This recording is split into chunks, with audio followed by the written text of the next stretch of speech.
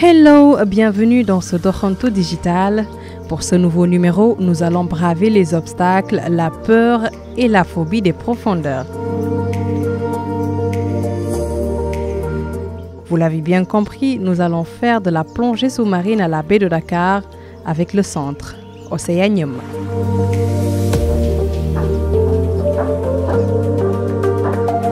Niché derrière le palais de la République, l'endroit est un véritable havre de paix.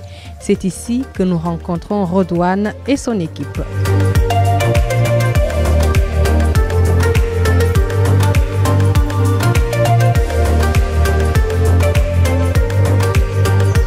Avant de se pencher sur l'état de nos océans, ce fervent défenseur de l'environnement nous suggère avant tout d'aller découvrir les secrets du monde aquatique. Pour ça, une préparation minutieuse s'impose. Il faut un équipement adapté à la plongée.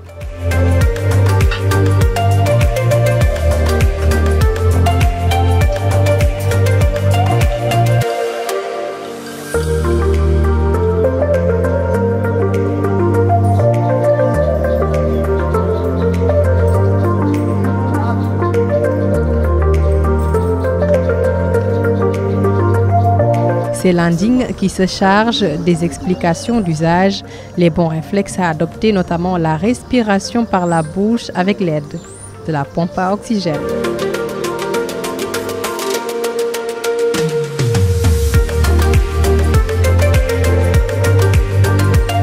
Le grand moment est enfin arrivé, direction l'île de Gorée pour la plongée.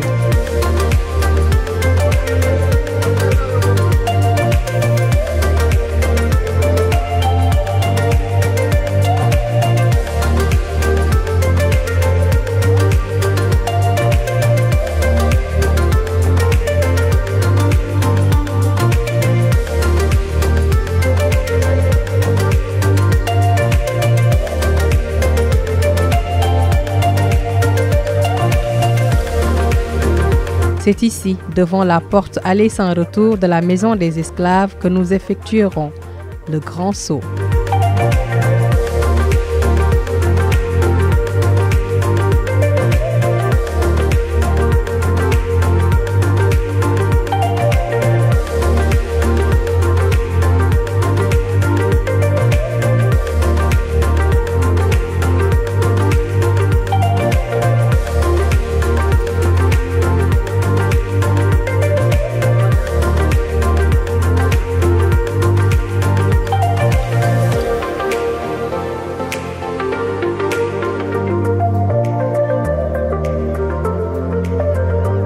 Un voyage sous-marin, une aventure si fascinante dans un univers mystérieux.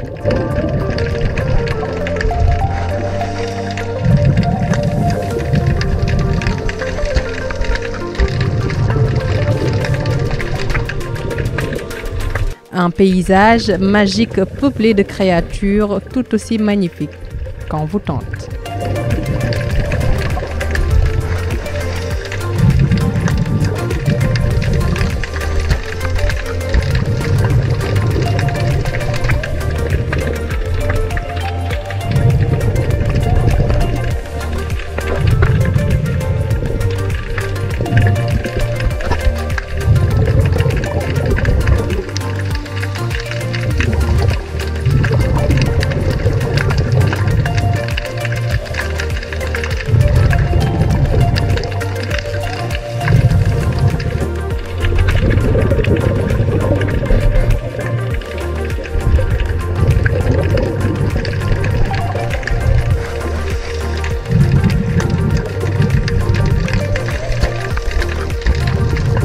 Mais notre joie est de courte durée face à cette quantité de microparticules de plastique ou de déchets qui se retrouvent piégés dans l'océan.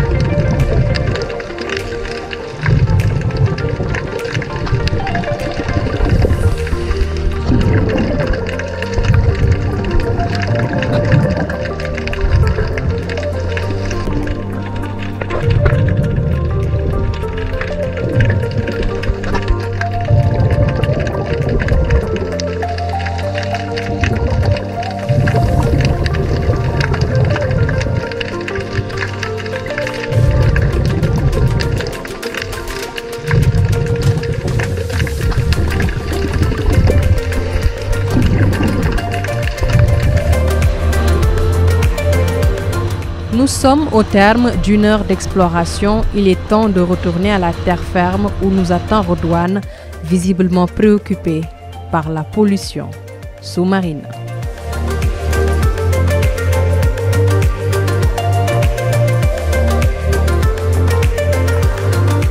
Tout ça, c'est une baie. Donc toute cette baie est ultra polluée. Pourquoi? Parce que comme je dis, tout ce qui est rejeté finit dans cette baie. Il faut savoir qu'avec le temps, le plastique se dégrade, se transforme en microplastique. Et une fois qu'il est transformé en microplastique, finit par être mangé par les poissons. Et une fois qu'il est mangé par les poissons, ben nous, on va manger ce poisson. Ça, c'est un. Deux, on a des espèces qui vont mourir parce qu'elles vont confondre le plastique avec des méduses. Ça, c'est par exemple le cas de la tortue. On en voyait beaucoup des tortues. On en voit beaucoup moins. Est-ce que c'est lié? Il n'y a pas d'études qui le prouvent. Mais nous, en tant que plongeurs, on pense que c'est lié. Avec les sachets plastiques.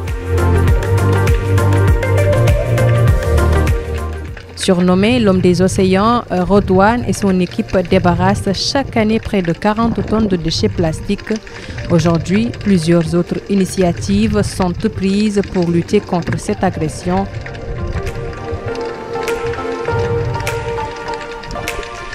Alors, on fait du nettoyage très régulièrement. On sort à peu près 40 tonnes de déchets annuellement. Et on n'est pas bloqué par la taille des déchets, on est bloqué par les moyens, par les fonds. Mais les déchets, tant qu'on veut, on peut en sortir. Peu importe l'objectif qu'on va se fixer, on le remplit. Parce que les déchets, il y en a à l'appel. On peut ne pas s'arrêter à sortir. À côté des campagnes de sensibilisation, il y a l'érection d'un musée sous-marin. Son objectif est de faciliter la reproduction des espèces animales et végétales grâce à sa teneur en calcaire. On a essayé de monter le premier musée sous-marin d'Afrique de l'Ouest, qui est juste là. Donc l'idée, c'était d'amener les gens sous l'eau. Parce qu'aujourd'hui, n'importe quel objet que vous prenez, que vous allez mettre sous l'eau, la vie va se fixer dessus et ça va créer de la vie. Donc à nous de savoir si on veut mettre de belles choses sous l'eau ou pas. Donc c'était ça un peu l'idée de ce musée. On a créé des pièces d'argile et une fois qu'on a mis les œuvres sous l'eau, elles ont été recouvertes complètement recouvertes de vie. Aujourd'hui, la dépollution de nos océans est devenue une impérieuse nécessité, mais ce n'est pas gagné d'avance avec le Centre Océanium qui ne peut compter que sur ses ressources. L'appel est donc lancé, il y va de la survie des espèces et même au-delà de la souveraineté alimentaire pour un pays dont la pêche artisanale occupe une place importante.